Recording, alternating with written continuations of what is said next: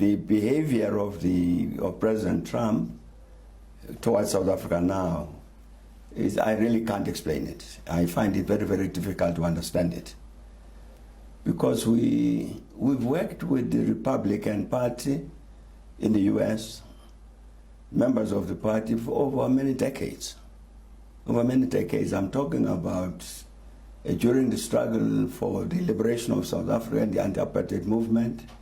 We worked with leaders of the Republican Party. They're very much on the side of the struggle to end the apartheid system. I remember even when the Comprehensive Anti-Apartheid Act was passed during the 1980s. Remember, President Reagan was president of America at the time, and he vetoed that law. And in terms of the US Constitution, it required that the US Congress should override the president's veto with regard to that law by special advantage majorities in the Senate and so on. And you know, that campaign to override a Republican president, President Reagan, was led by Republican senators. It was Senator Richard Lugar, Senator Nancy Kassebaum, Republican senators who overrode a Republican president. So I'm saying, Sophie, we worked with the Republican Party for over many years. Even as you say that, even when George Bush became president, we worked very, very well. President Bush says to his senator, to his secretaries, U.S. Secretary of State, Defense, and all that, in my presence, he says to them, you people do not take any major decision about Africa without consulting South Africa. And even in the way that they dealt with South Africa about South African policy, it was the same.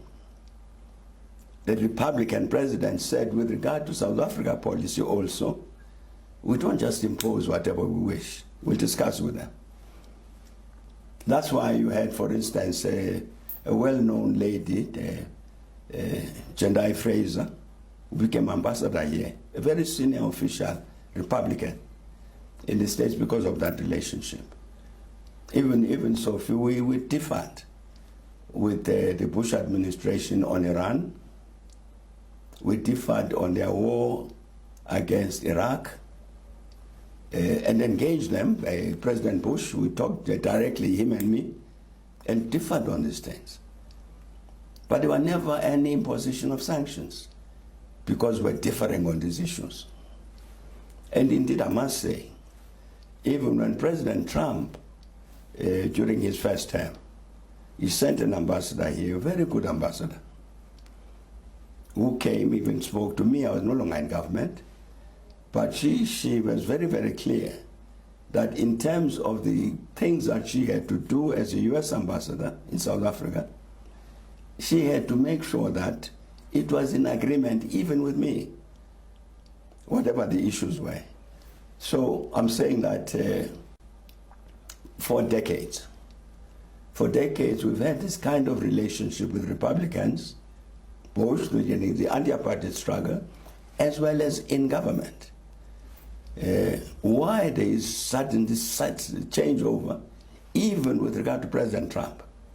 I'm saying when President Trump was president for the first term, he insisted that with regard to US policy towards South Africa, his ambassador here, a lady, had to make sure that she was acting in concert with our government. Now, why all of a sudden this 180-degree turn, I can't account for it. It's not typical of the Republican Party as we've known the Republican Party for 50 years. It isn't. And to make matters worse, then to depend on an absolute fabrication, like this thing that we're persecuting the Afrikaners and this and that and the other, they don't even discuss it. I mean, I would have expected it that if they got the information of that kind, they would come. We were with you in the struggle against apartheid. You promised a democratic, non-racial South Africa. Look what we are doing now.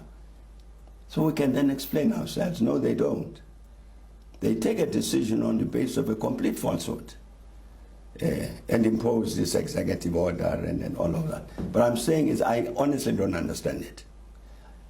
I agree with the position that our government has taken, that it should directly engage the Trump administration. I think that is very correct.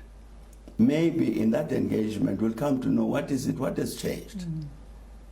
Because I'm saying so, it actually is a radical change completely out of the blue with regard to the behavior of the Republican Party in the US towards us.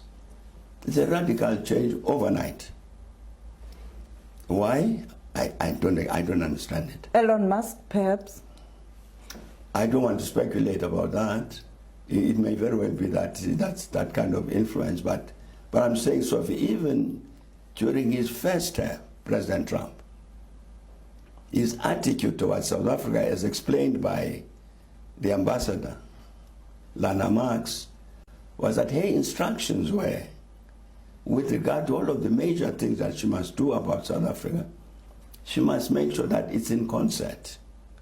Not only with the government, I'm saying with me, former president, she would come to this office and would sit and discuss all of these things.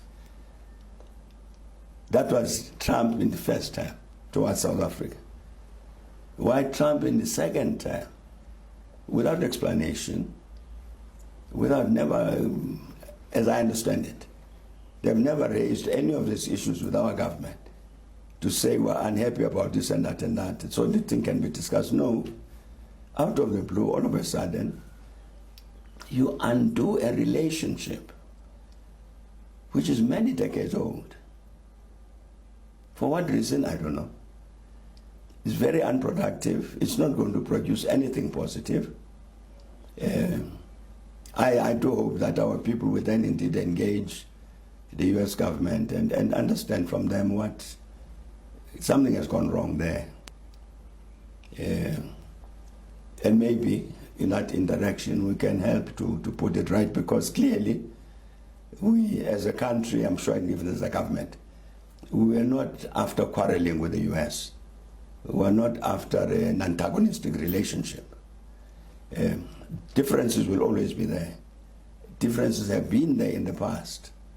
As I'm saying that, I mean, we differed openly on major issues with the Bush Republican administration, on Iran, on Iraq, other issues.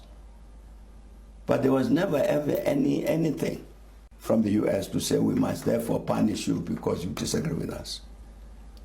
You can't run international affairs on the basis that the point, you remember the slogan,